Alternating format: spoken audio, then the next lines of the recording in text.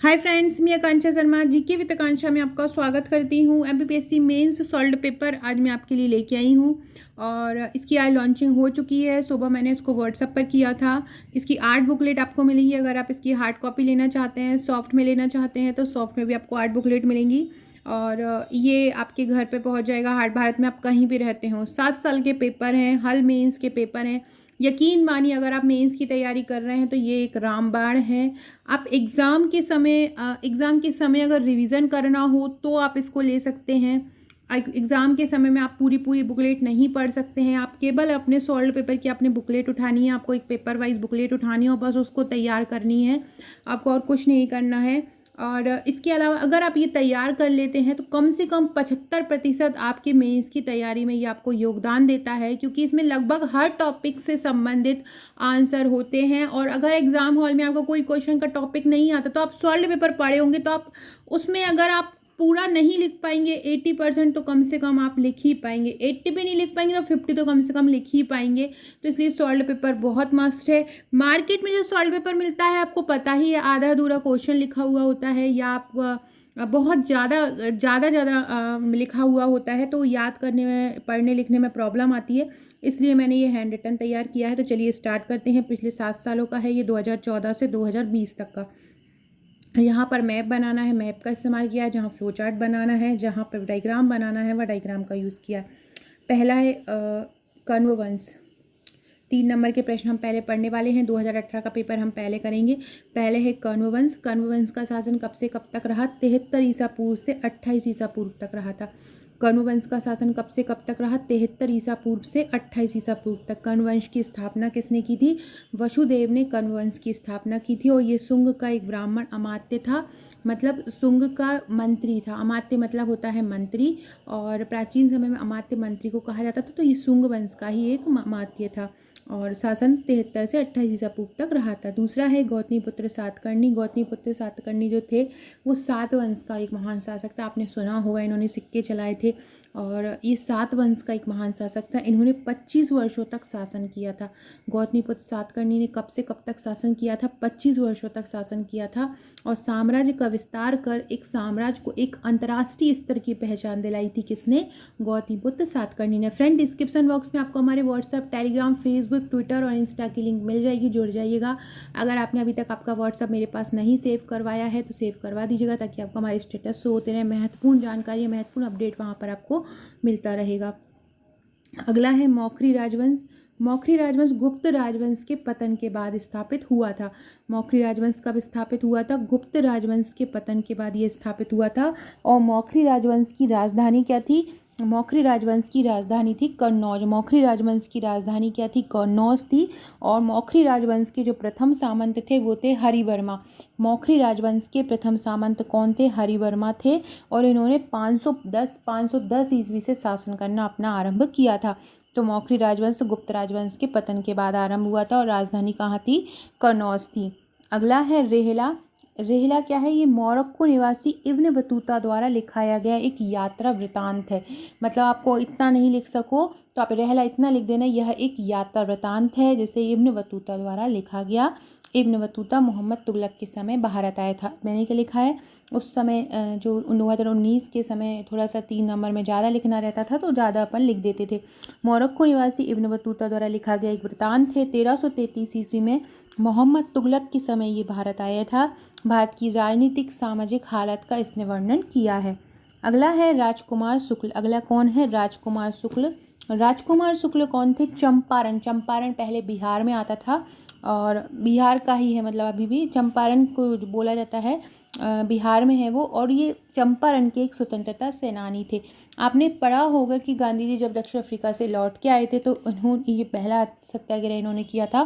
तो पहला जो बुलाया था, उनको बुलाया था ये राजकुमार शुक्ल ने ही बुलाया था, क्योंकि राजकुमार शुक्ल महात्मा गांधी को दक्षिण अफ्रीका में जो महात्मा गांधी जी ने सत्याग्रह किया था तो वो जानते थे कि किस तरह से अपने प्रयोग करते हैं। तो उन्होंने यहाँ पे गांधी जी चंपारण गए थे। चंपारण जो आंदोलन हुआ था, चंपारण सत्याग्रह, इन्हीं के ही कहने पर हुआ था, महात्मा गांधी ने कराया था। तो इनके अनुरोध पर गांधी जी चंपारण आए थे नील की खेती के विरुद्ध, क्योंकि अंग्रेज किसानों को नील की खेती के लिए बाध्य करते थे, जिससे इनको खाद्यान्न में कमी हो रही थी। तो इसी के कारण ये राजकुमार शुक्ल ने गांधी जी को बुलाया था। और ये नील की खेती करने वाले एक रैयत को बोलते थे किसान। रैयतवाड़ी व्यवस्था आपने पढ़ी होगी। अगला है जैकोबिन। जैकोबिन एक विश्व इतिहास का प्रश्न है, क्योंकि पहले विश्व इतिहास भी सिलेबस में हुआ करता था। फ्रांसीसी क्रांति के दौरान सबसे प्रभावी राजनीतिक क्लब था कौन सा? जैकोबिन। स्वतंत्रता और समानता के लिए ये संघर्ष करते थे। जैकोबिन क्लब के जो लोग थे वो क्या करते थे? स्वतंत्रता और समानता के लिए संघर्ष करते थे। इन्हें आमतौर पर जैकोबिन क्लब भी कहा जाता था। जैकोबिन को आमतौर पर क्या बोला जाता था? जैकोबिन क्लब भी बोला जाता था। अगला है इरेस्मस। इरेस्मस क्या है? इरेस्मस एक डच ईसाई मानवतावादी। आप इसको अलग अलग दो में भी लिख सकते हो कि डच ईसाई, दूसरे में लिख सकते हो मानवतावादी, और तीसरे में लिख सकते हो उत्तरी पुनर्जागरण का सबसे बड़ा विद्वान। तो पहला क्या था? पहला है डच ईसाई, दूसरा है मानवतावादी, तीसरा है उत्तरी पुनर्जागरण का सबसे बड़ा विद्वान। अगला है एमएलए पर टिप्पणी लिखो। एमएलए क्या है? एमएलए ऑनलाइन शिक्षा की प्रकृति पर लिखा एक ग्रंथ है। एमएलए क्या है? तो एमएलए ऑनलाइन शिक्षा की प्रकृति पर लिखा एक ग्रंथ है। जीन जैक्स रोसेट द्वारा इसको लिखा गया। किसके द्वारा? जीन जैक्स रोसेट द्वारा इसको लिखा गया। रोसेट द्वारा लिखा ये एक महत्वपूर्ण ग्रंथ है। अगला है जार अलेक्जेंडर द्वितीय। जार अलेक्जेंडर द्वितीय रूस का एक राजा था। निकोलस प्रथम का ये पुत्र था और इसको मुक्तिदाता के नाम से बोला जाता है। जॉर्ज अलेक्जेंडर द्वितीय कौन था? रूस का राजा था, निकोलस प्रथम का पुत्र था, मुक्तिदाता के नाम से इसको जाना जाता है। फ्रेंड्स, अगर आप हमारे मेंस का पैकेज लेना चाहते हैं तो आपको ये सॉल्व्ड पेपर उसके साथ डिस्काउंट में मिल जाएगा। तो अब मेंस के पैकेज प्लस सॉल्व्ड पेपर आपको एक जो पैकेज की रेट हो जाएगी वो आपकी टोटल पैकेज की जो रेट होती है उससे आपको डिस्काउंट में मिल जाएगा। तो आप ये इसको भी ले सकते हैं। अगला है थॉमस ब्रेसी। थॉमस ब्रेसी कौन है? एक अंग्रेजी सिविल इंजीनियरिंग ठेकेदार थे। थॉमस ब्रेसी कौन थे? एक अंग्रेजी सिविल इंजीनियरिंग ठेकेदार थे। 19वीं शताब्दी में निर्माण सामग्री के निर्माता थे और दुनिया के अधिकांश रेलवे स्लीपर बनाने का ये जिम्मेदार थे। दुनिया के अधिकांश रेलवे स्लीपर इन्होंने ही बनाए थे। अगला है खिजर खां। खिजर खां कौन थे? खिजर खां ने सैयद वंश की स्थापना की थी। खिजर खां ने क्या की थी? सैयद वंश की स्थापना की थी।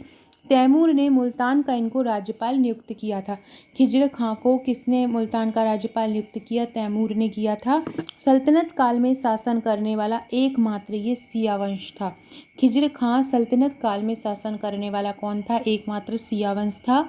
सैयद वंश की इसने स्थापना की थी और तैमूर ने इसे मुल्तान का राज्यपाल नियुक्त किया था। अगला है तुलुक वंश। तुलुक वंश का शासन कब से कब तक रहा था? तुलुक वंश का शासन रहा था 1505 से 1570 ईस्वी तक। तुलुक वंश का शासन कब से कब तक रहा था? 1505 से 1570 ईस्वी तक रहा था। वीर नरसिंह ने इसकी स्थापना की थी। तुलुक वंश ये दक्षिण भारत के वंश थे और ये तुलुक वंश का जो शासन रहा था वो 1505 से 1570 तक रहा था। वीर नरसिंह ने इसकी स्थापना की थी और इसको द्वितीय बलापहार भी कहा जाता है। तुलुक वंश को क्या कहा जाता है? द्वितीय बलापहार। याद रखिएगा, तुलुक वंश क्या कहलाता है? द्वितीय बलापहार कहलाता है। अगला है शहाबुद्दीन उमर। अगला क्या है? शहाबुद्दीन उमर। ये खिलजी राजवंश का तीसरा सुल्तान था। शहाबुद्दीन उमर कौन था? शहाबुद्दीन उमर खिलजी वंश का तीसरा सुल्तान था और ये दिल्ली का 13वां सुल्तान था। दिल्ली का कौन सा था? 13वां सुल्तान था। मलिक काफूर की मदद से शहाबुद्दीन उमर सुल्तान बना था। किसकी मदद से? मलिक काफूर की मदद से। अगला है रजिया बेगम। रजिया बेगम कौन थी? रजिया बेगम इल्तुतमिश की पुत्री थी। इल्तुतमिश कौन था? इल्तुतमिश गुलाम वंश का एक संस्थापक था और इल्तुतमिश का शासन कब से कब तक रहा था? 1236 से 1240 तक रहा था और ये पहली मुस्लिम शासिका थी।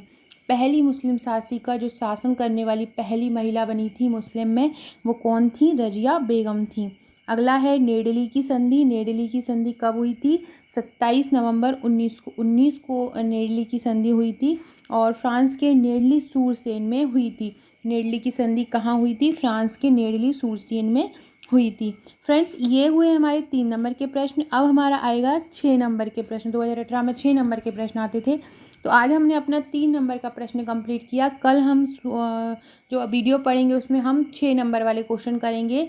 6 नंबर के कुछ इसमें क्या हुआ है सॉल्व पेपर में कि अथवा में भी क्वेश्चन आते हैं, जैसे कि 10 क्वेश्चन है तो 10 के 20 भी हो जाते हैं और 15 भी हो जाते हैं, 12 भी हो जाते हैं। ऐसे ही जो अभी 2020 का पेपर आया है उसमें पाँच प्रश्न आए हैं लास्ट में 11 नंबर के, वो हर प्रश्न अथवा में आया है, तो 5 की जगह 10 प्रश्न हो गए।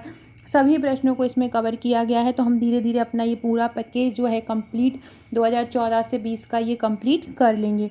वीडियो अच्छा लगा हो तो लाइक शेयर सब्सक्राइब जरूर कीजिएगा। Okay friend, thank you.